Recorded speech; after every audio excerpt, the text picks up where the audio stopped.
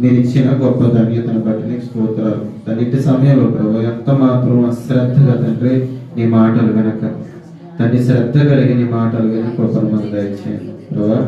పరలోకాన్ని విడిచిపెట్టి ఈ లోకానికి మా కోసం తండ్రి ఈ లోకానికి వచ్చిన దేవాది దేవుడు నీ దైవత్వాన్ని అర్థం చేసుకునే తండ్రి చక్కని తండ్రి మాటలు మాకు తెలియచేయండి తండ్రి. నీ మాటల ద్వారా తండ్రి మా హృదయాలకు నెమ్మది దయచేయండి. ఎవరెవరికి ఏ మాటలు అయితే అవసరమో ప్రభావ, ఎవరెవరు ఏ విషయాల్లో నలిగిపోతున్నారో ప్రతి విషయంలో మీరు తోడు నడిపించండి.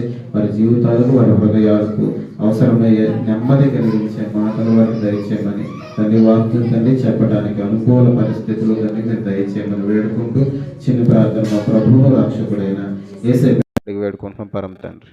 ఆమేన్. మంచిది. ఇంకెంత మాత్రం ఎవరు మాట్లాడొద్దు. కొద్ది నిమిషాల పాటు శ్రద్ధగా వాక్యాన్ని విందాం. ఎవరైనా ఇంకా బిజీ పనులు ఏమైనా ఉంటే కొంచెం తొందరగా చక్కబెట్టుకుని త్వరగా వస్తే వాక్యాన్ని వినే ప్రయత్నం చేద్దాం. మనం గతించిన కొన్ని వారాలుగా యేసుక్రీస్తు వారి దైవత్వం కోసం మాట్లాడుకుంటున్నాం. ఎంతమంది జ్ఞాపకం ఉంది కదా?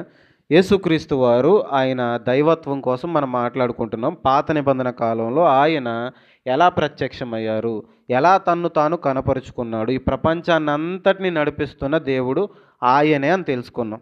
ఈ వారం ఆ ప్రపంచాన్ని నడిపించే దేవుడు లేకపోతే ఆ దేవుడు మానవునిగా ఎందుకు వచ్చాడు, ఎలా వచ్చాడు అనే విషయాలు మనం నేర్చుకునే ప్రయత్నం చేద్దాం.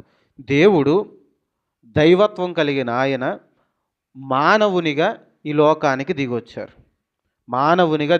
ఆయన దేవుడు, ఆయనకి శరీరమే లేదు. శరీరం లేని దేవుడు, ఆత్మస్వరూపైన దేవుడు శరీరాన్ని ధరించుకుని ఈ లోకానికి రావటం జరిగింది. దీన్నే తిమోతి పత్రికలో పౌలు గారు ఎలా చెప్తున్నారో ఆ మాట చదువుకొని ముందుకెళ్దాం. చూడండి, తిమోతికి రాసిన మొదటి పత్రిక 3వ అధ్యాయం. తిమోతికి రాసిన మొదటి పత్రిక 3వ అధ్యాయం 16వ వచనం చదువుకుందాం. తిమోతికి రాసిన మొదటి పత్రిక 3వ అధ్యాయం 16వ వచనం ఎవరైనా చదవండి.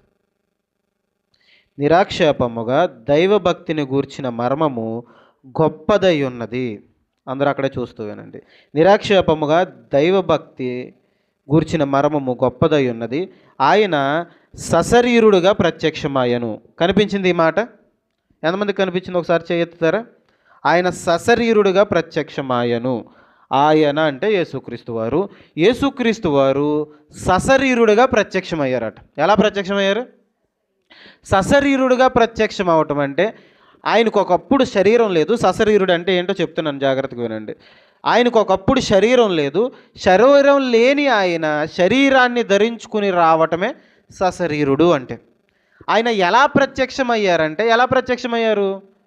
సశరీరుడుగా ప్రత్యక్షమయ్యారు అంటే శరీరాన్ని ధరించుకుని మనకి కనిపిస్తున్నారు. ఇప్పుడు శరీరాన్ని ధరించుకున్నారు లేకపోతే శరీరాన్ని పొందుకుని వచ్చారు అని అంటే అర్థం ఏంటి చెప్పండి? ఒకప్పుడు ఆయనకి ఏం లేదు, శరీరం లేదనే కదా. ఇప్పుడు శరీరాన్ని ధరించుకుని వచ్చారు లేకపోతే శరీరంతో ప్రత్యక్షమయ్యారంటే ఒకప్పుడు ఆయనకి శరీరం లేదు, ఆయన మనిషి కాదు, ఆయన దేవుడు మనిషిగా ఈ లోకానికి వచ్చారు. ఎందుకు వచ్చారంటే అదే పౌలు గారు రోమిలకు రాసిన పత్రికలు ఎలా చెప్తున్నారు చూద్దాం. చూడండి, శ్రద్ధగా ఈ మాటలు వినే ప్రయత్నం చేయండి. రోమిలకు రాసిన పత్రిక 5వ అధ్యాయం. 5వ అధ్యాయం 15వ వచనం చదువుకుందాం. రోమిలకు రాసిన పత్రిక 5వ అధ్యాయం 15వ వచనం. అయితే అపరాధము కలుగునట్లు కృపావరం కలగలేదు. ఎట్లనగా ఒకని అపరాధం వలన అనేకులు చనిపోయారట. జాగ్రత్తగా వినండి. ఒకని అపరాధం వల్ల అనేకులు ఏమయ్యారు? చెప్పాలా? కొంచెం గట్టిగా చెప్పాలి. ఒకని అపరాధం వల్ల అనేకులు చచ్చిపోయారు. ఎవరో ఒకరు తప్పు చేస్తేనట చాలామంది చచ్చిపోయారట. ఎవరో ఒకరు? ఆదాము పాపం చేయటం వల్ల మనుషులందరికీ ఏమొచ్చింది? పాపం వచ్చిందంటే ఒకని అపరాధం అనేకులకి ఏం తీసుకొచ్చింది? పాపాన్ని, చావుని తీసుకొచ్చింది, మరణాన్ని తీసుకొచ్చింది. ఆదాము చేసిన తప్పు అనేకులకి ఏం తీసుకొచ్చింది? చావు, మరణాన్ని తీసుకొచ్చింది. మరణం, పాపం. పాపం పాపం వల్ల వచ్చే జీతం ఏంటి చెప్పాలా? పాపం వల్ల వచ్చే జీతం మరణం. అంటే ఆదాము వల్ల ఏమొచ్చింది? పాపం వచ్చింది. పాపం ద్వారా మరణం వచ్చింది. ఇప్పుడు మనుషులందరికీ చావు అనేది ఎలాగొచ్చింది చెప్పండి? ఆదాము చేసిన పాపం వల్ల. ఇక్కడ అదే చెప్తున్నారు, ఒకరు చేసిన పాపం వల్ల అనేకులకి మరణం అనేది సంక్రమించిందని చెప్తున్నారు. తర్వాత మాట, మరి ఎక్కువగా దేవుని కృపయు యేసుక్రీస్తును ఒక మనుషుని కృపచేతనైన దానమును అనేకులకు విస్తరించెను. ఏంటట? ఇక్కడ చూడండి, ఒక విచిత్రమైన మాట రాయబడుతుంది. ఒక మనిషి తప్పు చేయటం వల్ల అనేకులకు చావు వచ్చింది. యేసుక్రీస్తు అనే ఒక మనిషి వల్ల ఏమొచ్చింది?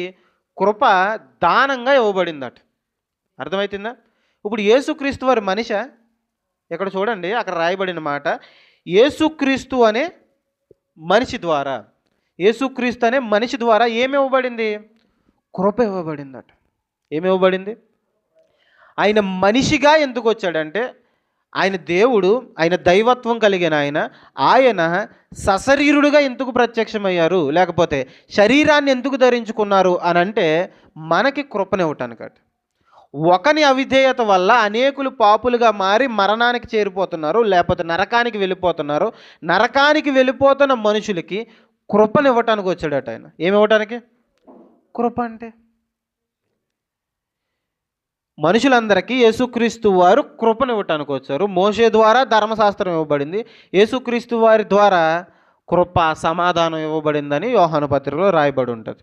యేసుక్రీస్తు వారి ద్వారా, యేసుక్రీస్తు వారు మనిషిగా మారడం వల్ల ఏమొచ్చిందంటే మనకి కృప వచ్చిందట. కృప అంటే ఏం లేదు, ఉచితంగా ఇవ్వటం. ఉచితంగా ఇవ్వటం ఏంటి? ఉచితంగా. ఇప్పుడు మనం నరకానికి వెళ్ళిపోవాల్సిన వాళ్ళు, మనం ఉగ్రతలోనికి వెళ్ళిపోవాల్సిన వాళ్ళు, ఉగ్రతలోనికి వెళ్ళిపోవాల్సిన మనల్ని, లేకపోతే నరకానికి జారిపోవాల్సిన మనల్ని మన ప్రమేయం లేకుండా, లేకపోతే మనం ఏదో క్రియలు చేయటం వల్ల నీతిమంతులం అవ్వలేదు, కానీ ఆయన ఈ లోకానికి వచ్చి ఆయన మన కోసం మరణించటం ద్వారా మనల్ని ఆయన అంగీకరించడం ద్వారా నీతిమంతులుగా మార్చి ఆ నరకం నుంచి తప్పిస్తున్నారు. దీని పేరే కృప. దీని పేరే కృప. మీకు అర్థం కావటానికి ఒక సేవకుడు చెప్పిన ఎగ్జాంపుల్ చెప్తాను. ఇద్దరు భిక్షగాళ్ళు ఉన్నారట. ఇద్దరు భిక్షగాళ్ళు ఉన్నారు.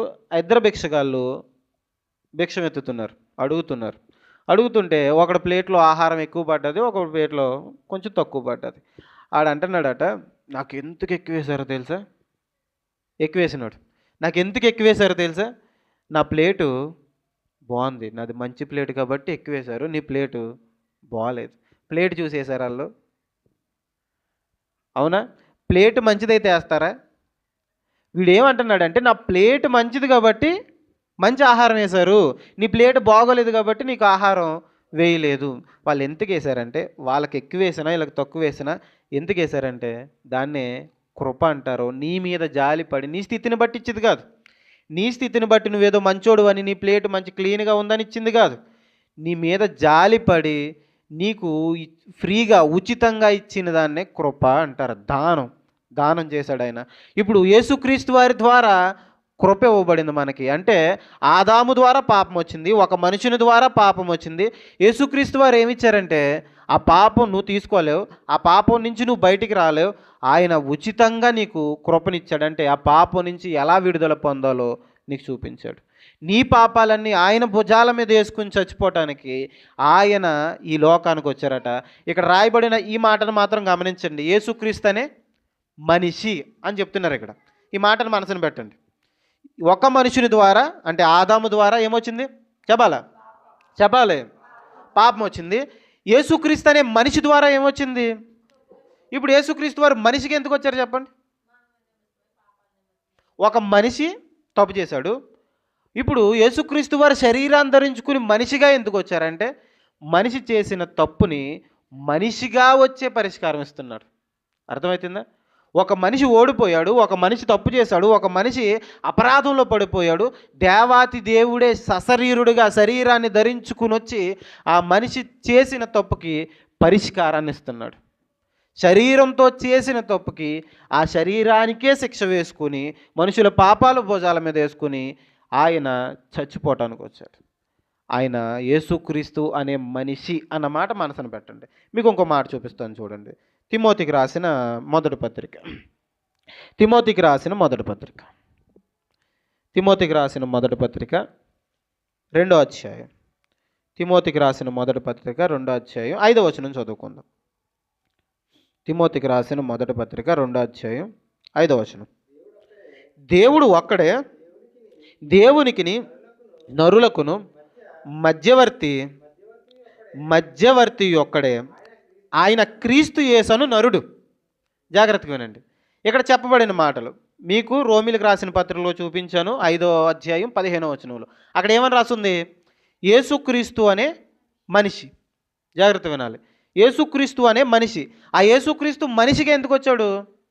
ఆదాము చేసిన ఆదాము చేసిన తప్పు వల్ల ఆ పాపానికి పరిష్కారం ఇవ్వటానికి యేసుక్రీస్తు అనే మనిషి అనే మాటను మనం అక్కడ చూసాం. ఇక్కడ చూడండి 5వ వచనంలో దేవుడు ఒక్కడే, దేవునికి నరులకు మధ్యవర్తి. ఏంటట? దేవునికి నరులకు మధ్యవర్తి. మధ్యవర్తి అంటే ఇప్పుడు ఇద్దరికి గొడవ ఉందండి, ఇద్దరికి తగాదా ఉంది, లేకపోతే ఒక ఏదో స్థలం కొనుక్కోవాలి, లేకపోతే ఏదో పొలం కొనుక్కోవాలి. మధ్యలో కొంతమంది ఉంటారు మధ్యవర్తులు. అంటే ఈ డీల్ చేస్తుంటారు. వాళ్ళు వీళ్ళ మాటలు వాళ్ళకి చెప్తారు, వాళ్ళ మాటలు వీళ్ళకి చెప్తారు. వాళ్ళ మధ్యలో ఈ మధ్యవర్తిగా పనిచేసి ఆ కార్యక్రమాన్ని చక్కబెడతారు. ఇప్పుడు దేవాతి దేవుడు శరీరాన్ని ధరించుకుని యేసుక్రీస్తు వారు ఈ లోకానికి ఎందుకు వచ్చారంటే దేవునికి మనకి మధ్యవర్తిత్వం చేయటానికంటే. అంటే దేవునికి మనకి ఏమైనా తగాదా ఉందా? దేవునికి మనకి ఏదైనా డీలింగ్ ఉందా? ఉంది. దేవునికి మనకి తగాదా లేదా? మనం దేవునికి శత్రువులమాట. ఎలా శత్రువులం అయిపోయాం? ఆయన పరిశుద్ధుడు. ఆయన పరిశుద్ధుడైతే ఆ పరిశుద్ధుడైన దేవుడికి మనుషులు ఎందుకు శత్రువులు అయిపోయారంటే పాపం చేయటం వల్ల మనుషులందరూ శత్రువులు అయిపోయారు. ఈ శత్రువుల్ని మరలా ఆయనతో ఏకం చేయటానికి మధ్యవర్తిగా ఆ దేవాతి దేవుడే శరీరాన్ని ధరించుకుని ఈ లోకానికి వచ్చారు. అందుకే ఇలా రాయబడుతుంది, దేవుడు ఒక్కడే, దేవునికి నరులకి మధ్యవర్తి కూడా ఒక్కడే, ఆయన క్రీస్తు యేసను నరుడు. ఈ మాటను మనసును పెట్టండి. అక్కడ మనిషి అని రాయబడింది, ఇక్కడ నరుడు. నరుడు అన్న మనిషి అన్న ఒకటే కదా? ఒకటే. ఇప్పుడు అక్కడ నరుడని రాయబడినా ఇక్కడ మనిషి అని రాయబడినా ఒకే మాట. ఆ దేవాతి దేవుడు మధ్యవర్తిత్వం చేయడానికి, లేకపోతే మన పాపాల నుంచి విముక్తి గావించడానికి ఈ లోకానికి వచ్చారు. ఆయనను మనిషి మనిషి మనిషి అని ఎందుకు పరిచయం చేస్తున్నారంటే ఆ రోజు నూతన నిబంధనలో పౌలు గారు కావచ్చు, మిగతా వాళ్ళు కావచ్చు, ఆయన మనిషిగా వచ్చాడు, ఆయన నరుడు, లేకపోతే ఆయన శరీరాన్ని ధరించుకుని సశరీరుడుగా వచ్చాడు అని ఇన్ని మాటలు ఎందుకు చెప్తున్నారంటే ఆ రోజుల్లో ఒక భయంకరమైన బోధ ఉండేది. ఏంటి? ఒక భయంకరమైన బోధ ఉండేది. ఆ బోధ ఏంటంటే యేసుక్రీస్తు వారు శరీరాన్ని ధరించుకుని ఈ లోకానికి రాలేదు అని చెప్పేవారట వాళ్ళు. అర్థమవుతుందా? పదే మనిషి లేకపోతే నరుడు, సశరీరుడు, శరీరాన్ని ధరించుకుని ఈ లోకానికి వచ్చారు అని పదే ఆ రోజున్న అపోస్తులు అందరూ చెప్పడానికి కారణం ఏంటంటే ఆ రోజుల్లో ఒక భయంకరమైన బోధ ఉండేది. వాళ్ళు యేసుక్రీస్తు వారు శరీరాన్ని ధరించుకుని అసలు రాలేదు, యేసుక్రీస్తు వారు ఈ భూమి మీదకి రాలేదని ఆ రోజుల్లోనే చెప్పేవారట. ఆ మాట చూద్దాం చూడండి. రెండో యోహాను పత్రిక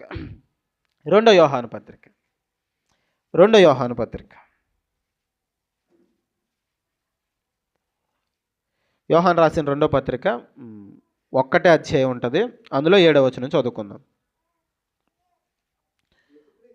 అందరూ తీసారా? ప్రకటన గ్రంథం కంటే ముందు యోధ పత్రిక, తర్వాత 2వ యోహాను పత్రిక, 3వ యోహాను పత్రిక, దాని తర్వాత 2వ యోహాను పత్రిక. 1వ అధ్యాయం ఉంటుంది, 7వ వచనం చదువు. యేసుక్రీస్తు శరీరధారి వచ్చినని ఒప్పుకొనని వంచకులు. జాగ్రత్తగా వినండి. యేసుక్రీస్తు శరీరధారిగా వచ్చారంటే కొంతమంది ఒప్పుకోరట. అర్థమవుతుందా? యేసుక్రీస్తు వారు శరీరధారిగా రాలేదు అని చెప్పుకుంటూ తిరిగేవారట. ఇప్పుడా 2000 సంవత్సరాలు అయిపోయిన తర్వాత అప్పుడే ప్రారంభం రోజుల్లోనే కొంతమంది యేసుక్రీస్తు వారు శరీరధారిగా రాలేదని బోధించేవారు అట, ఒప్పుకునేవారు కాదట. వీళ్ళు అపోస్తులు ఎలా చెప్పినా యేసుక్రీస్తు వారు మన కోసం ఈ లోకానికి వచ్చారు, మన కోసం మరణించారు, మూడో దినాన్ని తిరిగి లేచారని ఎంత సువార్త చెప్పినా రాలేదు. యేసుక్రీస్తు వారు ఈ భూమి మీదకి రాలేదు, దేవుడు శరీరాన్ని ధరించుకుని ఈ భూమి మీదకి రారని కొంతమంది వంచకులు చెప్తూ ఉండేవారట. అర్థమవుతుందా? ఆ రోజే కాదు, ఈ రోజుకి ఇలాంటి మాటలు మనకు బయట వినిపిస్తున్నాయి. యేసుక్రీస్తు వారు అసలు చరిత్రలోనే లేడు, యేసుక్రీస్తు వారు అన్న ఒక ఆయనే లేరు, యేసుక్రీస్తు వారిని కల్పించి ఒక కథలా రాసేశారు, ఇది ఒక కథల పుస్తకం మాత్రమే, ఇది కల్పించి రాసిన ఒక పుస్తకం మాత్రమే, యేసుక్రీస్తు అన్న ఆయన అసలు చరిత్రలోనే లేడు, అలాంటి ఒక వ్యక్తే లేడని ఈ రోజుకి చెప్తున్నారు. ఇప్పుడే కాదు, ప్రారంభం రోజుల్లో కూడా చెప్పేవారట. వాళ్ళ కల్లారా చూసినప్పటికీ కొంతమంది వంచకులు ఆ అపవాది చేత, సాతాను చేత శోధించబడి కొంతమంది చెప్పేది ఏంటంటే యేసుక్రీస్తు వారి శరీరధారిగా రాలేదు. ఏమని చెప్పేవారు చెప్పాలి? ఎందుకు మీతో చెప్పిస్తున్నానో మీకు తర్వాత అర్థమవుతుంది. యేసుక్రీస్తు వారు ఎలా రాలేదట చెప్తే వాళ్ళు ఏం చేయరంటే నమ్మరట, ఒప్పుకోరట. అక్కడ చూడండి, యేసుక్రీస్తు శరీరధారి అయి వచ్చినని ఒప్పుకొనని వంచకులు ఎంత ఒప్పింపజేసినా వాళ్ళు ఒప్పుకోరట. ఇదిగో ఆధారం, యేసుక్రీస్తు వారు అక్కడ పుట్టారు, ఆ ఊరిదిగో. యేసుక్రీస్తు వారు పుట్టారనడానికి చాలా అంటే చాలా ఆధారాలు ఉంటాయి. ఆయన నజరేతులో బతికాడు, నజరేతు ఇప్పటికీ ఉంది. ఆయన బెత్లెహేములో పుట్టాడు, బెత్లెహేము ఇప్పటికీ ఉంది. ఆయన పుట్టిన ఊరుంది, ఆయన పెరిగిన ఊరుంది, ఆయన సంచరించిన ప్రతి ప్రదేశం ఉంది, ఆయన సమాధి కూడా ఇప్పటికీ అలానే ఉంది. ఆయన పుట్టాడంటే ఇప్పటికీ ఒప్పుకొని అనేకులు ఉన్నారు, ఆ రోజుల్లోనే ఉన్నారట. ఎంత చెప్పినా పదే పదే యేసుక్రీస్తు వారు ఈ భూమి మీదకి వచ్చారు అని చెప్పిన నమ్మని కొంతమంది వంచకులు ఆ రోజుల్లో కూడా ఉన్నారంట. ఆ తర్వాత మాట చూడండి, అనేకులు లోకంలోనికి బయలుదేరారట. ఆ వంచకులు యేసుక్రీస్తు వారు ఈ భూమి మీదకి రాలేదు అని చెప్పడానికి అనేకులు ఈ లోకంలోనికి బయలుదేరారట.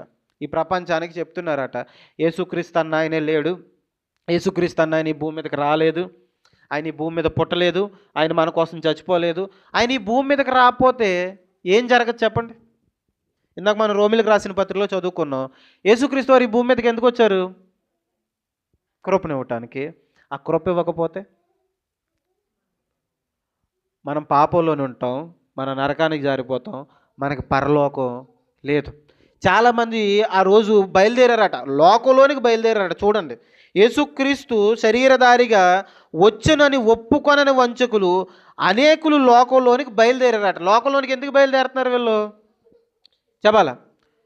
యేసుక్రీస్తు వారు పుట్టలేదు, లేకపోతే యేసుక్రీస్తు వారు శరీరధారిగా రాలేదని చెప్పడానికి వెళ్తున్నారట.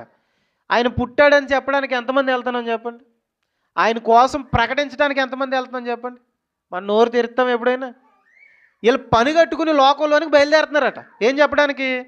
ఆయన శరీరధారిగా రాలేదు, శరీరాన్ని ధరించుకోలేదు. క్లియర్గా రాయబడింది, పదే ఎందుకు చెప్తాను వినండి. శరీరధారిగా రాలేదు అంటే శరీరాన్ని ధరించుకోలేదు. దేవుడు శరీరాన్ని ధరించుకుని రాలేదు, రాడు అని చెప్పుకుంటూ తిరుగుతున్నారట. అర్థమవుతుందా? ఇప్పుడు తర్వాత మాట చదువుదాం చూడండి, 8వ వచనం. అట్టివాడే వంచకుడట, క్రీస్తు విరోధట. అలా చెప్పేవారు ఎవరు? ఎవరు క్రీస్తు విరోధి? ఎవరు క్రీస్తు విరోధి? యేసుక్రీస్తు వారు శరీరధారిగా రాలేదు అని చెప్పేవారు ఎవరు? అందరూ కొంచెం గడికి చెప్పండి. పడుకునే వాళ్ళు లేచి ఇలా చెప్పండి, క్రీస్తు విరోధి.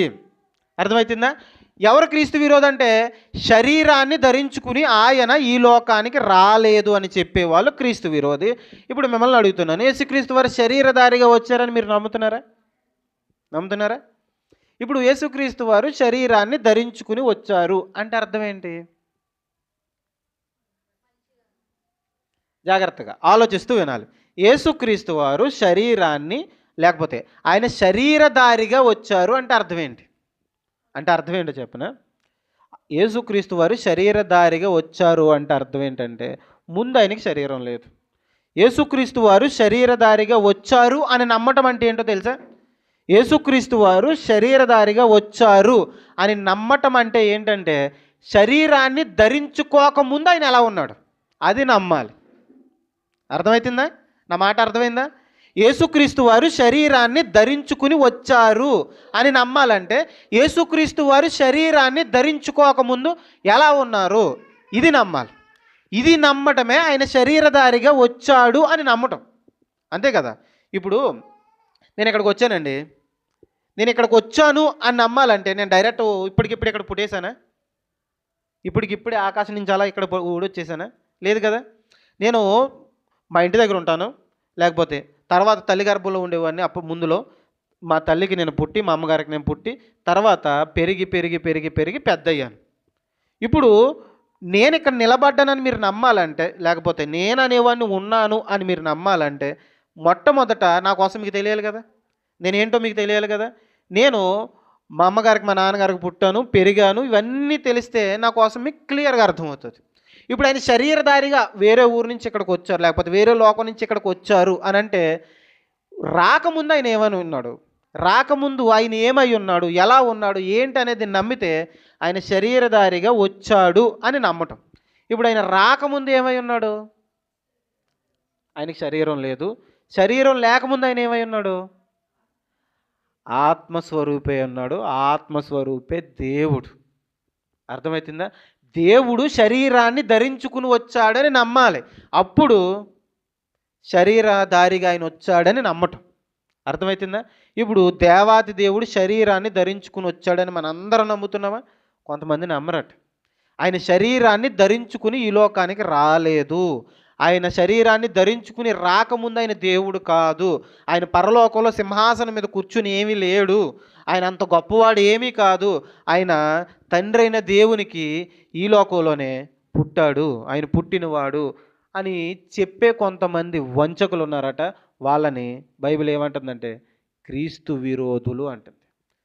యేసుక్రీస్తు వారి శరీరధారిగా వచ్చారు అని నమ్మాలంటే ఆయన పరలోకంలో ఎలా ఉన్నాడో నమ్మాలి, శరీరాన్ని ధరించుకోక ముందు ఎలా ఉన్నాడో నమ్మాలి. అది నమ్మని ప్రతి ఒక్కరూ వంచకులని బైబిల్ చెప్తుంది, క్రీస్తుకు విరోధులని బైబిల్ చెప్తుంది.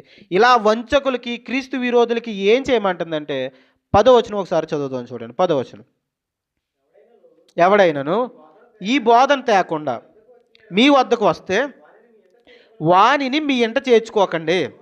జాగ్రత్తగా వినాలి. ఎవరైనా యేసుక్రీస్తు వారు శరీరధారిగా రాలేదు, లేకపోతే శరీరాన్ని ధరించుకోకముందు ఆయన దేవుడు ఏం కాదు, ఆయన అంత గొప్పవాడు ఏం కాదు, ఆయన పుట్టినవాడే,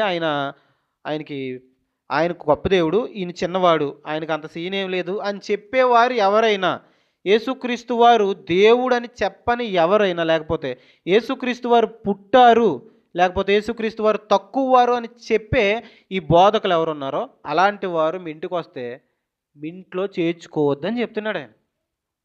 అర్థమవుతుందా? తర్వాత మాట, ఎవడైనాను ఈ బోధన తేకుండా మీ యొద్దకు వస్తే వానిని మీ ఇంట చేర్చుకోకండి. శుభమని వానితో చెప్పొద్దు. శుభం అంటే వందనాలు. అర్థమవుతుందా? వందనాలు చెప్పొద్దు అంటున్నారు. ఎవరికి? యేసుక్రీస్తు వారి శరీరధారిగా రాలేదు అని చెప్పేవారు. యేసుక్రీస్తు వారి శరీరధారిగా రాలేదని ఎవరని చెప్తారా? ఈ రోజుల్లో యేసుక్రీస్తు వారు శరీరధారిగా రాలేదు అని ఏ బోధకులైనా చెప్తారా? చాలా వరకు నాకు తెలిసినంత వరకు చెప్పరు. ఎవరన్నా చెప్తే బయట వాళ్ళే చెప్పాలి. యేసుక్రీస్తు వారు శరీరధారిగా వచ్చారని చెప్తారు, కానీ ఏది నమ్మరంటే యేసుక్రీస్తు వారు శరీరధారిగా వచ్చారని చెప్తారు, రాకముందు ఆయన ఎలా ఉన్నాడు? శరీరాన్ని ధరించుకుని వచ్చాడని చెప్తున్నారు, రాకముందు శరీరాన్ని ధరించుకోకముందు ఆయన ఎలా ఉన్నాడు, ఎక్కడున్నాడు, ఆయన పరలోకంలో ఏం చేసేవాడు, ఆయన స్థితి ఏంటి, ఆయన అర్హత ఏంటి, ఇది తెలియాలి. ఇది తెలిస్తేనే ఆయన ఎలా తగ్గించుకుని ఈ లోకానికి దిగొచ్చారో అర్థమవుతుంది. అర్థమవుతుందా? ఇలా బోధించని బోధకుల్ని వంచకులని బైబిల్ చెప్తుంది. ఇలా బోధించని బోధకుల్ని క్రీస్తు విరోధులని బైబిల్ చెప్తుంది. ఇలాంటి వాళ్ళకి వందనాలు కూడా చెప్పొద్దని బైబిల్ చెప్తుంది. ఒకవేళ అలా చెప్తే ఏమవుతుంది అని అంటే చూడండి 11వ వచనం, శుభమని వానితో చెప్పువాడు వాని దుష్టక్రియల్లో పాలివాడవుతాడట. వాడు చేసిన దుష్టక్రియల్లో, వాళ్ళు చేసిన పాపాల్లో నీకు కూడా ఏమొస్తుంది? సగం పనిచేసుకుంటావు వాటిని. అర్థమవుతుందా? వాళ్ళతో శుభమని చెప్పినా, వాళ్ళని ఇంటికి చేర్చుకున్నా ఏమవుద్దంటే నీ పాపాల్లో కొన్ని నా జేబులో వేసి అని చెప్పినట్టు మాట. అర్థమవుతుంది? వందనాలు.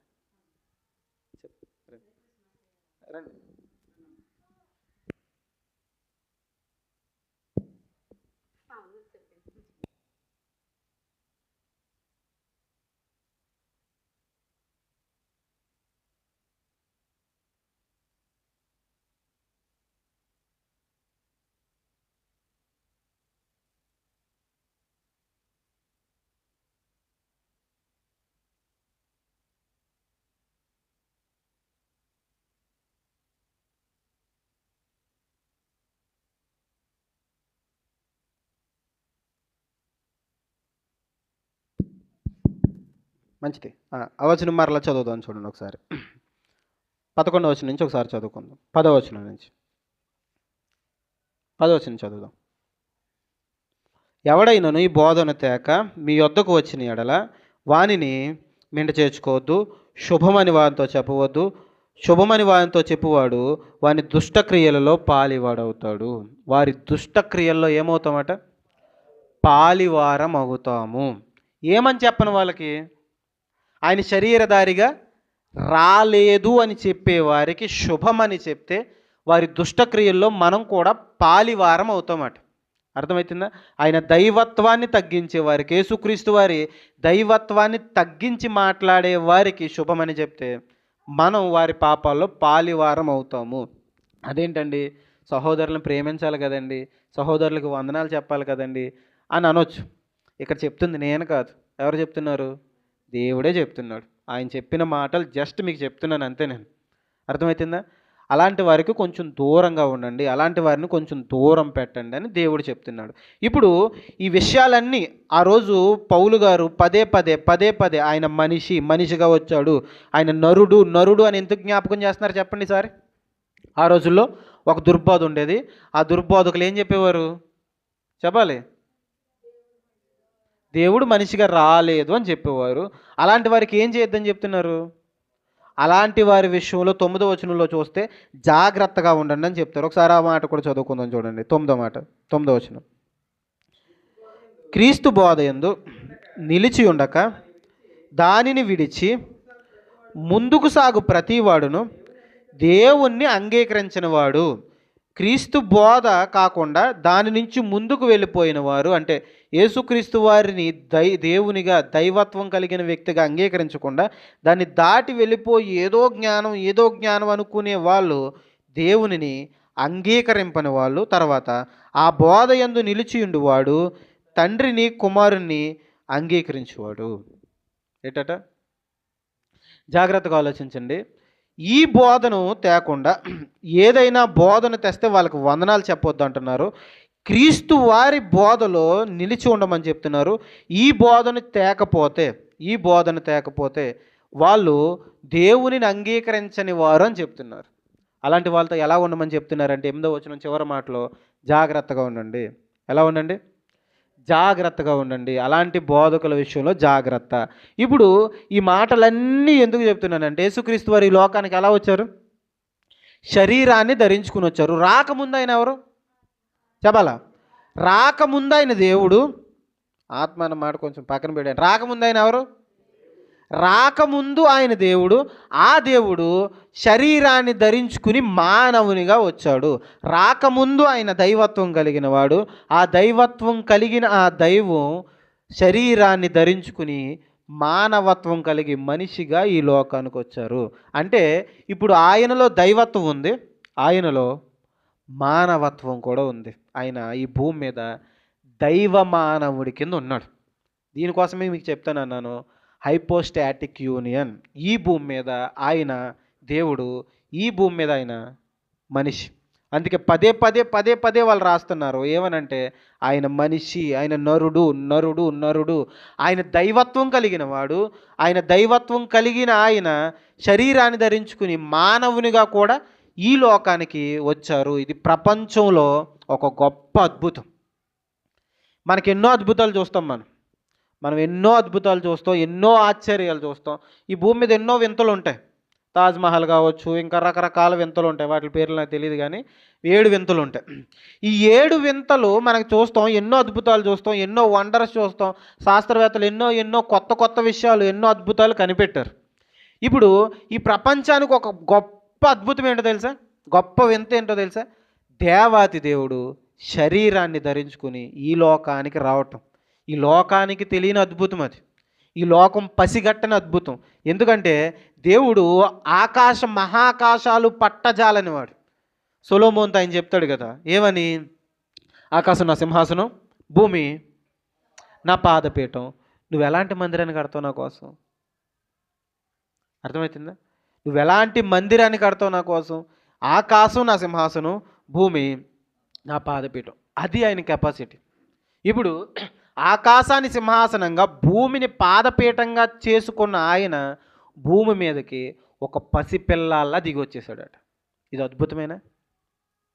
ఇది మన కళ్ళతో ఆ రోజు చూడకుండా మిస్ అయిపోయిన అద్భుతం, అవునా కదా? ఆ రోజు జ్ఞానులు చూశారు, ఆ రోజు గొల్లలు చూశారు. అందుకే వాళ్ళు అత్యానంద భరితులై, జ్ఞానులు తూర్పు దేశాల నుంచి వెతుక్కుంటూ వెతుక్కుంటూ వెతుక్కుంటూ వాళ్ళ జీవితాలను పణంగా పెట్టేసి వెళ్ళిపోయారు కదా. వేల వేల కిలోమీటర్లు నడుచుకుంటూ వెళ్ళిపోయారు కదా. ఎందుకు వెళ్ళారబ్బా అన్న ఆలోచన మనకు రావచ్చు. ఒక అద్భుతాన్ని చూడటానికి వచ్చారు వాళ్ళు. ఈ ప్రపంచంలో ఎప్పుడు మరలా కనిపించిన అద్భుతం అది. 33 సంవత్సరాలు మాత్రమే ఉన్నది ఆ అద్భుతం ఈ భూమి మీద. 33.5 సంవత్సరాలు మాత్రమే ఆ అద్భుతం ఈ భూమి మీద ఉంది. ఆ అద్భుతం యేసుక్రీస్తు వారు దేవుడు మనిషిగా ఈ లోకానికి వచ్చారు. ఇప్పుడు ఆ దేవుణ్ణి కడుపులో మోస్తున్న మరియ గారి ఫీలింగ్ ఎలా ఉంటుందో ఆలోచించండి. పరలోకంలో మనల్ని చేసిన దేవుడు, మహాకాశాలు పట్టజాలని దేవుడు, సింహాసనం మీద వేవేల దూతలతో పరిశుద్ధుడు పరిశుద్ధుడు పరిశుద్ధుడని కొనియాడబడుతున్న ఆ దేవుణ్ణి కడుపులో మోస్తున్న మరియ గారికి ఎలాంటి ఫీలింగ్ ఉంటుందో ఆలోచించండి. ఎన్నిసార్లు మురిసిపోయి ఉంటారో ఆలోచించండి. ఎన్నిసార్లు సంతోషంతో ఆనంద బాష్పాలు వచ్చి ఉంటాయో ఆలోచించండి. ఆ దేవుణ్ణి అలా ఎత్తుకుందంట ఆవిడ, పసిపిల్లలాగా. ఆ ఫీలింగ్ ఎలా ఉంటుందో ఆలోచించండి. గొర్రెల కాపరులకి దేవదూతలు చెప్తే పరుగు పరుగు వెళ్ళిపోయారు వాళ్ళు. వాళ్ళ మందలన్నీ విడిచిపెట్టి, వాళ్ళ పనులన్నీ విడిచిపెట్టి రాత్రికి రాత్రి వెళ్ళిపోవటానికి కారణం ఏంటంటే దేవుడు ఎలా వచ్చాడు? మనిషిగా వచ్చాడు, శరీరాన్ని ధరించుకుని వచ్చాడు. దేవదూతలట ఈ కార్యాన్ని చూడటానికి పరలోకం నుంచి అలా తొంగు చూసేయట. అర్థమవుతుందా? ఇప్పుడు దేవుణ్ణి ఎప్పుడు స్తుతిస్తున్నారు వాళ్ళు, దేవుణ్ణి ఎప్పుడు ఆరాధిస్తున్నారు వాళ్ళు, కానీ దేవుణ్ణి ఎప్పుడు కల్లారా చూడలేదు. దేవుడు శరీరాన్ని ధరించుకుని వస్తే ఎలా ఉంటుంది? దేవుడు శరీరాన్ని ధరించుకుని ఈ భూమి మీద అలా తిరుగుతుంటే పసిపిల్లల్లా ఆ తొట్టెలో పడుకుని ఉంటే ఎలా ఉంటుందో చూద్దామని అవి ఎదురు చూసాయట. భక్తులందరూ, పాత నిబంధన కాలంలో ఉన్న భక్తులందరూ ఎదురు చూసుకుంటూ వచ్చారట. ఎప్పుడు వస్తావు ప్రభువా, ఎప్పుడు వస్తావు ప్రభువా, ఎప్పుడు వస్తావు ప్రభువా, మా కల్లారా నిన్ను ఎప్పుడు చూస్తామని. సొమయోన్ అనే ఒక భక్తుడు ఉంటాడు. ఆయనైతే ఆయన్ని ఎత్తుకునేంత వరకు, యేసుక్రీస్తు వారిని చూసేంత వరకు నువ్వు చచ్చిపోవని దేవుడు ఒక వాగ్దానం ఇచ్చేసాడంట ఆయనకి. ఆయన ఎప్పుడు వస్తాడని ఊపిరి బెగబెట్టుకుని చూస్తున్నాడట. ఎప్పుడు వస్తాడు ఆయన, ఎప్పుడు వస్తాడు, ఎప్పుడు వస్తాడు, ఎప్పుడు వస్తాడు, ఎప్పుడు ఆయన్ని చూద్దాం, ఎప్పుడు ఆయన్ని చూద్దామని ఊపిరి బెగబట్టుకుని ఎదురు చూశాడట. అర్థమవుతుందా? ఆ శరీరధారిగా ఆయన ఈ భూమి మీదకి వచ్చాడు. ఈ ప్రపంచం చూడని అద్భుతం ఇది, ఈ ప్రపంచం కని విని ఎరగని అద్భుతం ఇది. అర్థమవుతుందా? ఆ అద్భుతం ఈ భూమి మీద మన కోసం ఈ లోకానికి వచ్చింది. దేవుడు శరీరధారిగా రావటం అంటే అది చిన్న విషయం ఏం కాదు. దేవుడు పరలోకంలో ఉండే దేవుడు శరీరాన్ని ధరించుకుని రావటం అంటే చిన్న విషయం ఏం కాదు. ఇప్పుడు ఆలోచించండి, పరలోకంలో సింహాసనం మీద, బంగారు సింహాసనం మీద కూర్చున్న ఆయన పశువుల తొట్టెలో ఆ గడ్డిలో పరున్నాడట మన కోసమే. ఆయన శరీరాన్ని ధరించుకుని ఎందుకు వచ్చాడంటే, మన రోమిలకు రాసిన పత్రిక 5వ అధ్యాయం 15వ వచనంలో చదువుకున్నాం. ఆదాము చేసిన పాపం ద్వారా ఈ లోకానికి మరణం వస్తే ఆ మరణాన్ని జయించడానికి దేవుడే శరీరాన్ని ధరించుకుని ఈ లోకానికి వచ్చేసారు. ఇప్పుడు ఆలోచించండి, మనందరి పాపాల కోసమే కదా ఆయన వస్తా. జాగ్రత్తగా ఆలోచిద్దాం. మనందరి పాపాల కోసం ఆయన వచ్చాడు. మనందరినీ రక్షించడానికి, పరలోక రాజ్యానికి తీసుకెళ్ళటానికి ఆయన వచ్చాడు. ఆయన అంగీకరించాం కదా, మనం పాపాల నుంచి విముక్తి పొందాం కదా, ఆయన యందు రక్షణ పొందుకున్నాం కదా. రక్షణ పొందుకున్న మనకి ఆయన విలువ తెలియకుండా, లేకపోతే మనం పొందుకున్న రక్షణ విలువ తెలియకపోతే అది ఎంత దౌర్భాగ్యం ఆలోచించండి. నరకానికి పోవలసిన స్థితి దేవుడు పరలోకం నుంచి ఈ భూమి మీదకి వచ్చి శరీరాన్ని ధరించుకుని మనకి ఇంత గొప్ప రక్షణ భాగ్యాన్ని ఇవ్వటానికి తన్ను తాను తగ్గించుకుని ఈ భూమి మీదకి వచ్చి నీ కోసం ఈ భూమి మీద తగ్గించుకుని ఒక మనిషిగా బతికి మన కోసం మరణించి మూడో దినాన్ని తిరిగి లేచి మనకి గొప్ప రక్షణ భాగ్యాన్ని ఇస్తే ఆ రక్షణ భాగ్యం అంటే విలువ లేకుండా తిరుగుతున్నాం మనం. ఆ రక్షణ భాగ్యం అంటే లెక్కలేదు మనకి. అర్థమవుతుందా? ఆయన ఇచ్చిన రక్షణ అంటే లెక్కలేదు, ఆయన ఇచ్చిన ఆ గొప్ప భాగ్యం అంటే లెక్కలేదు. నరకానికి పోవలసిన ఆ స్థితి నుంచి మనల్ని పరలోక రాజ్యానికి తీసుకొస్తే కనీసం ఆయన్ని పట్టించుకోకుండా తిరుగుతాం. ఆయన అంటే లెక్క లేకుండా ఉంటాం మనం. అర్థమవుతుందా? మరలా ఇచ్చిన ఆ రక్షణ భాగ్యం విలువ తెలిస్తే మరలా లోకం వైపు మనం ఎంత మాత్రం వెళ్ళం. ఒక్కసారి ఆలోచించండి, దేవుడు మన కోసం ఎందుకు రావాలి చెప్పండి? దేవుడు తగ్గించుకుని మన కోసం ఎందుకు రావాలి చెప్పండి? మనమే దేవుని దగ్గరికి వెళ్ళాలి, అవునా కాదా? తప్పు ఎవరు చేశారు? మనం చేసాం. పాపం ఎవరు చేశారు? మనం చేసాం. మనమే ప్రభువా నన్ను రక్షించవా అని బతిమాలుకోవాలి. కానీ ఆయన మనుష్య కుమారుడు ఈ లోకానికి ఎందుకు వచ్చారంటే, యేసుక్రీస్తు వారు ఈ లోకానికి ఎందుకు వచ్చారంటే నశించిన దానిని వెతకి రక్షించడానికి వచ్చారట. ఆ మాట నాకు చాలా ఇష్టం అండి. వెతకి రక్షించడం ఏంటండి? వెతికి వెతికి వెతికి రక్షించడం ఏంటి? మనమే వెతుక్కుంటూ వెళ్ళాలి కదా, మనమే బతిమాలుకోవాలి కదా, ఆయన పాదాలు పట్టుకుని బతిమాలుకోవాలి కదా. ఆయన ఈ భూమి మీదకి వచ్చి ఒక్కొక్క మాట నేర్పిస్తూ ఒక్కొక్క మాట చెప్తూ, ఒరే నాన్న నువ్వు నరకానికి పోవాల్సిన వాడివి, నన్ను అంగీకరిస్తే నీకు గొప్ప రక్షణ భాగ్యాన్ని ఇస్తానని అందరికీ తెలియజేస్తే ఆలోచించండి. ఆ మాటలు తెలిసిన తర్వాతే మనం రక్షణ పొందుకున్నాం.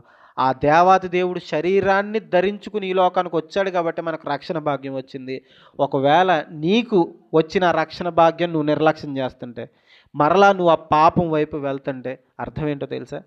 ఆయన చేసిన త్యాగానికి నువ్వు కనీసం అంటే కనీసం కూడా విలువనివ్వట్లేదు. అర్థమవుతుందా? కనీసపు విలువనివ్వకుండా మనం మరలా ఈ లోకానికి చేరువైపోతున్నామని అర్థం. ఆయన గొప్పవాడు, ఆయన ఆది అంతం లేని దేవుడు, పరలోకంలో దేవదూతల చేత కొనియాడబడుతున్న దేవుడు మన కోసమే శరీరాన్ని ధరించుకుని ఈ లోకానికి వచ్చేసాడు. ఆయనే ప్రభువైన యేసుక్రీస్తు. ఆయన యందు విశ్వాసం ఉంచి, ఆయన యందు నమ్మిక ఉంచి మనం ఎప్పుడైతే కొనసాగుతామో ఆ నిత్య జీవానికి నేనే మార్గం అని చెప్తున్నాడు ఆయన. అర్థమవుతుందా? ఆ మార్గమైన యేసుక్రీస్తు వారిని తెలుసుకున్న మనం గొప్పవాళ్ళం, ధన్యత కలిగిన వాళ్ళు. ఆయన్ని అంగీకరించిన మనం నీతిమంతులుగా తీర్చబడ్డాం. ఆ నీతిమంతులుగా తీర్చబడి ఆయన ఇచ్చిన రక్షణ భాగ్యాన్ని పొందుకున్న మనం ఇక ముందు ఆ రక్షణ భాగ్యాన్ని జాగ్రత్తగా భక్తితో కొనసాగించే ప్రయత్నం చేయాలి. ఈ మాటలు అర్థమైనవి అనుకుంటున్నాను. మనం పొందుకున్న ఈ రక్షణ భాగ్యాన్ని ఎంత మాత్రం నిర్లక్ష్యం చేయకండి. ఇంత గొప్ప రక్షణ భాగ్యాన్ని నిర్లక్ష్యం చేస్తే నిన్ను ఎవరు తప్పిస్తారు? తప్పించిన యేసుక్రీస్తు వారిని నువ్వు పట్టించుకోకపోతే, పరలోకం నుంచి దిగొచ్చిన యేసుక్రీస్తు వారినే పట్టించుకోకపోతే భక్తుడు మాట్లాడతాడు, ఇంత గొప్ప రక్షణ భాగ్యాన్ని నిర్లక్ష్యం చేస్తే నిన్నెవరు తప్పిస్తారు? తప్పించిన యేసునే పట్టించుకోకపోతే నిన్నెవరు తప్పిస్తారు? పరలోకం నుంచి దిగొచ్చిన యేసునే పట్టించుకోకపోతే నిన్ను ఎవరు తప్పిస్తారు? దేని నుంచి తప్పించాలి? దేని నుంచి తప్పించాలి? నరకాన్ని నుంచి తప్పించాలి. తప్పించిన యేసునే పట్టించుకోకుండా మరలా నేను అక్కడికే వెళ్తానంటే నిన్నెవరు ఇంకా రక్షించలేరు. అర్థమవుతుందా? ఆయన మన కోసం దిగొచ్చిన దేవుడు. ఆయన సశరీరుడిగా మనకి ప్రత్యక్షమయ్యాడు. ఆయన సశరీరుడిగా ప్రత్యక్షమయ్యి ఆయన పుట్టుకలో విశేషాలు, ఆయన జననంలో విశేషాలు, ఆయన మన కోసం చేసిన త్యాగం, ఆయన ఎంత ఎలా తగ్గించుకున్నాడో ఈ విషయాలన్నీ మనం వచ్చే వారం నుంచి ఆలోచిద్దాం. ఇప్పటివరకు చెప్పిన ప్రతి మాట అర్థమైందా? దేవుడు ఎలా మానవుడిగా అయ్యాడో అర్థమైంది కదా? మంచిది. ప్రార్థన చేసుకుందాం. ప్రార్థన. పరలోకమందున మా తండ్రి, దయ కలిగిన మా దేవ, ప్రభువా, ఇప్పటివరకు తండ్రి చెప్పబడిన మాటలు ఎంతమందికి అర్థమయ్యో లేదో నాకు తెలియదు కానీ ప్రభువా తండ్రి, ఆ ప్రతి మాటను మనసును పెట్టి తండ్రి ఆ మాటల ప్రకారం తండ్రి నడుచుకునే కృపను మా అందరికీ దయచేయండి. ప్రభువా, మీరు మా గొప్ప రక్షణ భాగ్యాన్ని ఇచ్చారు. మా కోసం తగ్గించుకుని దేవాతి దేవుడు అయిన నీవు శరీరాన్ని ధరించుకుని ప్రభువా ఈ లోకానికి వచ్చి మా కోసం మరణించడానికి లోకానికి వచ్చి మా పాపాల నుంచి విడుదల దయచేయడానికి లోకానికి వచ్చి ప్రభువా మీరు ఇచ్చిన ఈ రక్షణ భాగ్యాన్ని మేము ఎంత మాత్రం నిర్లక్ష్యం చేయకుండా దాన్ని శ్రద్ధ కలిగి ప్రభువా ముందుకు కొనసాగే కృపను దయచేయండి. స్థిరంగా నిలబెట్టండి, శక్తినిచ్చి నడిపించండి, ఆత్మీయ బలాన్ని ఇచ్చి నడిపించండి. ఎంత మాత్రం ప్రభువా తండ్రి నిన్ను కానీ నీ సన్నిధిని కానీ మీరు నిర్లక్ష్యం చేసే బిడ్డలుగా ఎంత మాత్రం ఉండక తండ్రి చక్కగా ప్రభా తండ్రి నీ యందు భయభక్తులు కలిగి తండ్రి పాపం నుంచి దూరంగా ప్రతిదినం నీకు దగ్గరగా తండ్రి వచ్చే కృపను మాకు దయచేయమని, కృపలో భద్రపరచమని, స్థిరంగా నిలబెట్టమని వేడుకుంటూ చిన్న ప్రార్థన మా ప్రభువును రక్షకుడైన యేసయ్య పేట అడిగి వేడుకుంటున్నాం పరమ తండ్రి. ఆమె అందరికి వందనాలండి. ప్రభు వాళ్ళ నిమిత్తం రొట్టె ద్రాక్ష రసం నిమిత్తం వాక్యపట్నం చదువుకుందాం. కొరింథీయులకు రాసిన మొదటి పత్రిక 11వ అధ్యాయం